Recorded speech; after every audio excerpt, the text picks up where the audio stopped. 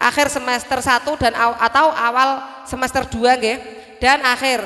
Selanjutnya evaluasi semester 2. Evaluasi semester 2 kali nggih, semester 1 dan semester 2. Terus kegiatan topik besar. Topik besar itu seperti kegiatan kurikulum merdeka kita menggunakan 11 topik besar yang mana itu keempat topik tersebut kita kunjungan keluar seperti ke kolam renang, kunjungan greenhouse, ziarah Sunan Kalijogo, kita nanti armadanya nggih. Terus ada lomba antar kelas dan karnaval juga kegiatan di luar. Terus ada 6 topik besar berupa kegiatan bahan main. 6 topik besar ini kegiatan di dalam kelas.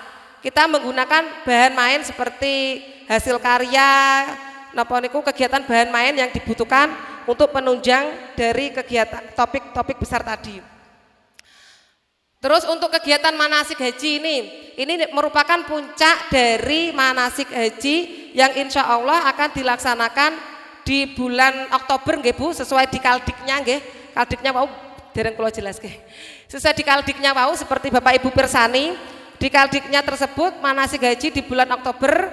Untuk kegiatan ini diikuti semua usia nggih, baik usia kelompok bermain maupun usia TK, dan diikuti semua anak dan 1 pendamping saja nggih. Untuk kegiatan tersebut hanya untuk anak saja. Biaya tersebut bukan include orang tua nggih. Terus kegiatan outbound. Untuk kegiatan outbound ini insya Allah bulan Februari nggih. Insya Allah bulan Februari. Untuk kegiatan ini diikuti kelompok bermain KBA dan TKA. Untuk yang KBB dan TKB mereka sudah outbound tahun kemarin nggih. Setiap outbound itu hanya untuk KBA dan TKA. Dan kegiatan tersebut juga hanya diikuti anak dan orang tua, tapi biaya tersebut hanya untuk anak saja, bukan include orang tua. Terus selanjutnya mengenai kegiatan wisuda. Wisuda atau akhirusana atau haflah akhirusana ini yang ditampilkan ini kelompok KBB dan TKB, itu salah ngetik ya, KBB dan TKB. Untuk yang kegiatan wisuda yang ditampilkan di atas panggung itu untuk TKB dan KBB. Dan untuk yang kataman nggih Bu, seperti kemarin kita kataman juz ama ada 13 orang. Terus ada yasinnya ada 17 orang. Anak usia TK kecil sudah hafal yasin nggih Bu. Terus surat Al-Mulk ada 8 orang. Al-Mulk ini materi hafalannya untuk anak usia 3 tahun. Bayangke nggih Bu, 3 tahun wis hafal Al-Mulk lincir nggih. Niku nggih sudah melalui evaluasi nggih Bu, sudah dites.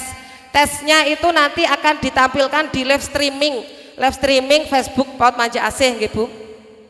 Untuk kegiatan tes-tesane nggih, tes-tesannya. Dan penampilan wisuda ini juga penampilan dari kotimat tersebut nggih. Tapi kegiatan ini diikuti oleh semua anak dan semua wali murid, tapi yang ditampilkan itu hanya yang TKB dan KBB dan yang khotimat saja. Dah, matur suwun nggih Bu.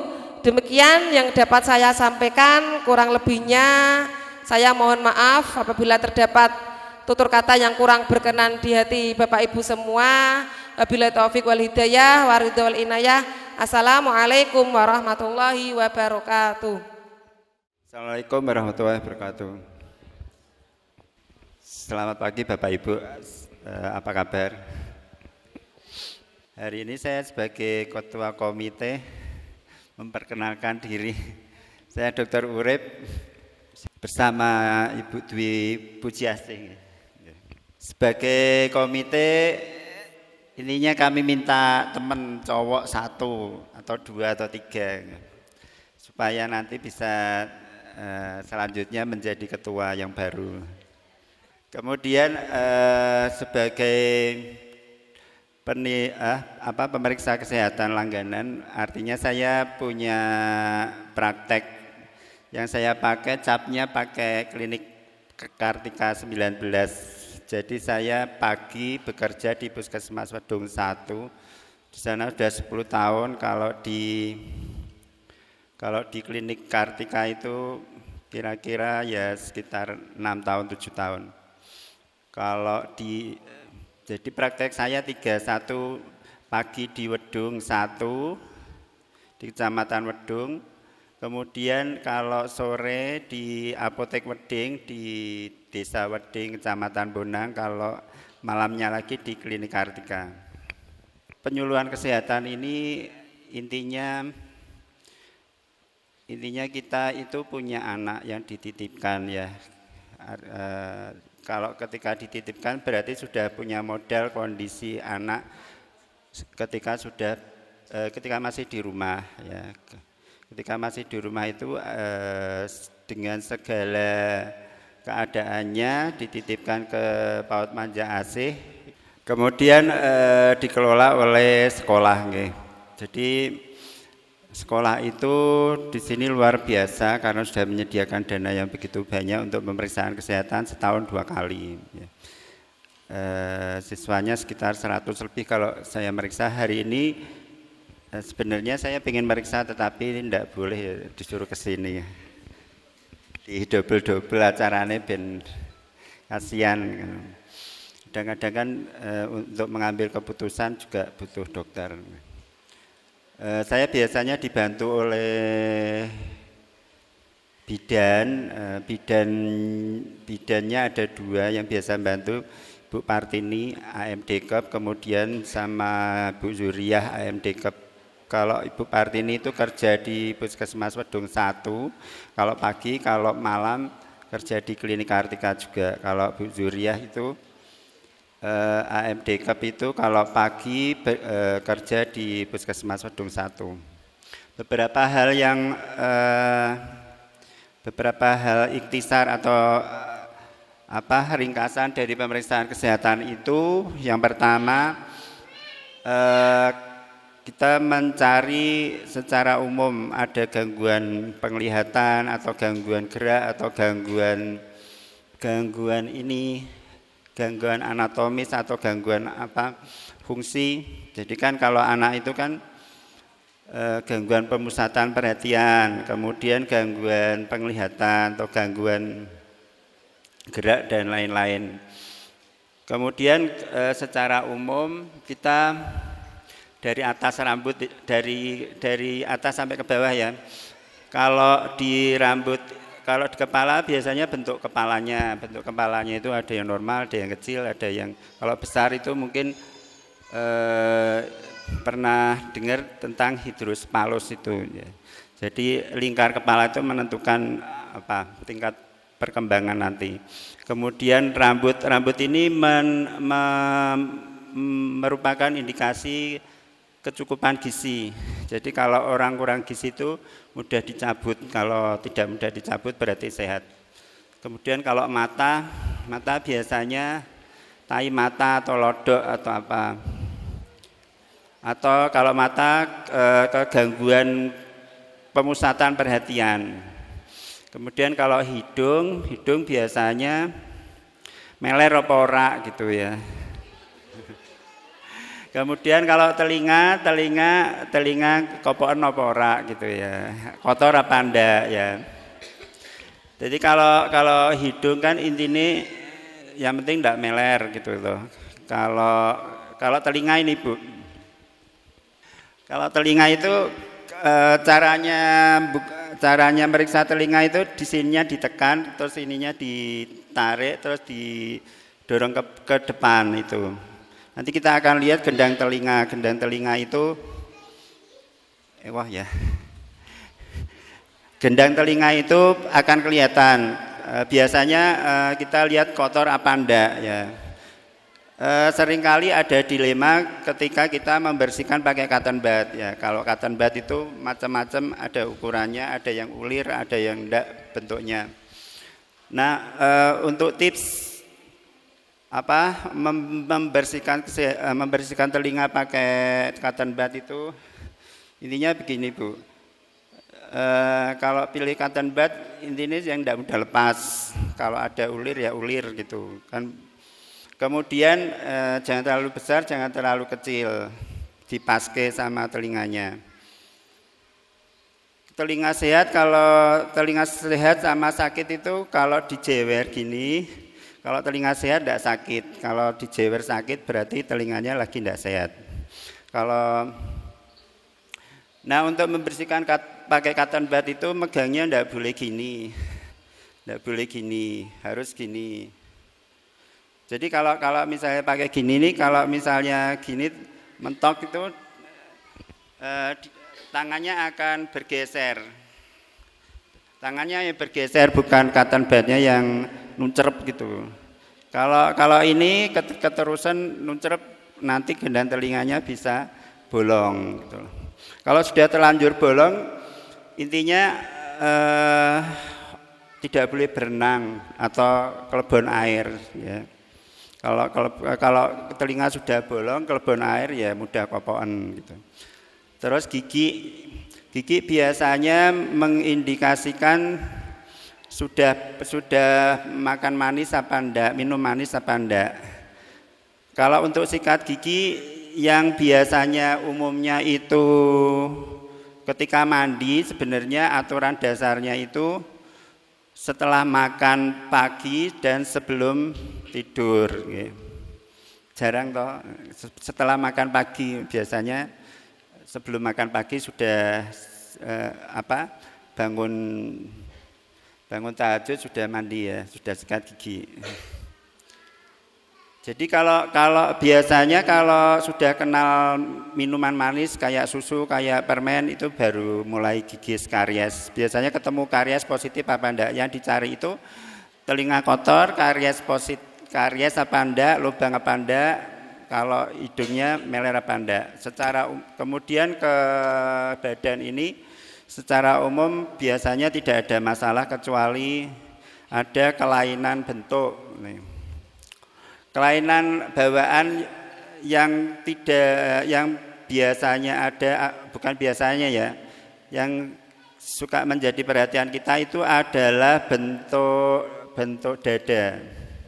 Bentuk dada ini kan biasanya rata ya, tapi ada bentuk dada yang kayak eskavator gitu loh, cekung gitu. Jadi namanya pectus excavatus itu bentuk dada yang mirip cekungan kayak eskavator itu. Itu salah satu kelainan bentuk yang tidak enak dipandang, tetapi sebenarnya kalau fungsinya normal aja. Kemudian anggota gerak itu biasanya kuku tangan sama kuku jari kaki, kuku jari tangan, kuku jari kaki. Nah untuk cewek itu biasanya agak dipanjangin sedikit ya, tidak ngepok gitu ya. Tapi kalau misalnya saya tanya sama ibu kader atau beberapa di posyandu, Bu kalau motong kuku cewek itu ngepok apa mboten? Alah Pak dikepokke gitu ya. Pokoknya jenis cacilik ora ana kosmetikan, pokoknya ngepok gitu ya. Tapi kalau terlalu ngepok itu biasanya resiko kadang-kadang kalau nggaruk itu susah dikeluarinya. Rada resiko tato. Kemudian kalau untuk tips untuk ini jari tangan maupun jari kaki, bapak-bapak pernah dengar cantengan gitu toh? Cantengan itu ini kuku ini seolah-olah masuk ke dalam daging gitu toh. Jadi ada cerita lucu di IGD itu, ada pasien cantengan itu minta dilongi kukunya, dirapiin kukunya supaya kuku yang masuk itu bisa dipangkas gitu ya. Jadi terapi cantengan itu sebenarnya tidak boleh diketok kukunya, diobati bengkaknya supaya kembali normal ya. Jadi ada yang ngeyel, lu katanya dokternya ini disuruh ngelongi gitu loh. Jadi jawabannya, Bu di sini bukan manicure pedicure Bu ya. Jadi kalau misalnya mengurangi meratakan kuku jari kuku tangan, kuku jari kaki atau kuku jari tangan itu, kalau pas cantengan dihilangin bengkaknya. Kemudian apalagi yang biasa terjadi namanya eksim ya, gudikan apa eksim gitu ya. Jadi kalau anak-anak itu biasanya ada yang namanya eksim atau pompolik atau ini ada yang melentung-melentung gitu tuh, ada kakinya, ada ini. Itu prinsipnya itu adalah radang kulit tipe alergi. Tipe alergi itu ya biasanya dikasih anti alergi aja sudah kering. Kemudian ada kelainan kulit lagi yang berengen. Berengen itu biasanya ada di orang-orang gemuk yang lipatan. Kalau melipat itu dia tidak sempat kebuka semua. Ya, biasanya berarti ada di lipatan-lipatan. Ciri-ciri kalau berengen itu kalau pas parah, kalau di biak itu warnanya merah. Kalau ibu-ibu pernah berengen enggak? Berengen susune. Pernah enggak? Kalau dilipat itu kan ada, kalau dibiak gini kan suka berengen ya. Berengen itu adalah penyebabnya jamur. Kalau jamur itu intinya kalau kena keringat dia gatal. Jadi obatnya itu dikasih salep jamur, salep mikonazol, salep ketokonazol, dan tidak boleh lembab. Jadi kalau misalnya pas anak-anak berengen itu ya ora usah pakai celana dalam dulu, terus ben isis gitu ya. Kalau dikasih salep dibersihkan, kalau pas mandi dikasih salep jamur. Ngobati kelainan kulit jamur sama alergi itu sesuatu yang bertolak belakang. Jadi kalau jamuran itu tidak boleh dikasih salep alergi, nanti dia akan tambah jamuran. Kadang-kadang kalau dokternya bingung, ya dikasih salep jamur, ya dikasih salep alergi, ya dikasih salep antibiotik. Ya, pokoknya sapu jagat begitu dibom kabeh. Tapi kalau misalnya sudah benar-benar familiar, pasti benar obatnya. Kemudian ada lagi yang terakhir ini namanya skabies. Skabies itu bukan gudik ya. Skabies itu penyebabnya tengu. Jadi kalau skabies itu biasanya kalau di sini ada tempat yang layak untuk dicurigai sebagai pembangkit skabies. Apa itu? Di Kali Es itu toh. Di Kali Es itu ada yang suka bluron di depan Pondok Subul Salam itu Pak. Kan Kali Esnya itu kan di bawahnya kan tekel ya. Jadi di situ tempat bluron, tempat mandi. Kalau mandi itu kan kalau kalinya keruh gitu toh, itu ada lendut ya, lumpur yang masih nempel. Nah itu lumpur-lumpur yang masih menempel itu berisiko ada telur-telur tengu itu. Jadi kalau dia sudah terkena tangannya, tengu itu binatang ya, tungau kalau bahasa ininya, tungau skabies. Jadi dia gerong membuat terowongan di bawah kulit. Jadi kalau namanya skabies itu pasti bergerak karena terowongannya itu dia tidak teraba dari luar, disalepi juga. Kalau salepnya bukan salep skabies ya enggak mempan, dia akan bergerak terus. Jadi dari sini tadinya di sini nanti geser gini.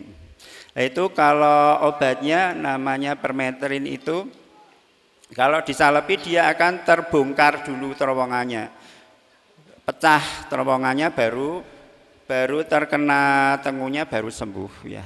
Kira-kira seperti itu Bapak Ibu, tips atau saran-saran yang bisa panjenengan lakukan, yang wajar-wajar aja, yang harian, potong kuku sama bersihkan telinga.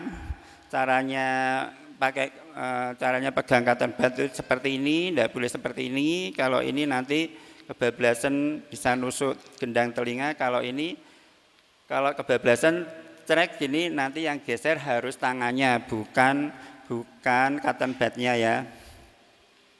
Apalagi kemudian ini ya, biasanya yang dipersangkakan itu nek wong mondok iki biasanya gudikan. Kalau gudikan itu biasanya karena pakai wudunya, pakai air kolah gitu ya. Kan ada wudu pakai kolah, ada wudu yang pakai air mengalir. Kalau air mengalir risikonya lebih kecil, tapi kalau yang pakai kolah karena dikerakup sama banyak tangan, ya akhirnya yang sudah sakit nanti dia akan meninggalkan kuman. Gitu Bapak Ibu, tidak ada pertanyaan nggih. Salah mohon maaf. Assalamualaikum warahmatullahi wabarakatuh. Assalamualaikum warahmatullahi wabarakatuh. Alhamdulillahirrabbilalamin. Wassalatu wassalamu ala sayyidina Muhammadin wa ala alihi wa sahbihi wa sallam, amma ba'du.